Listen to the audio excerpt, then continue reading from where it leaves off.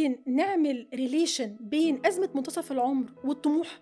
يعني الشخص قليل الطموح أو اللي طموحه قليل هو أقل عرضة من تعرضه للأزمة دي.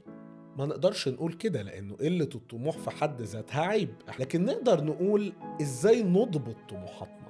أوكي. احنا مشكلتنا بتكون يا إلا أنا ما عنديش طموح خالص، يا إلا عندي طموح أكبر من قدراتي وإمكانياتي والمجتمع اللي أنا فيه، وده اللي بيعمل المشكلة.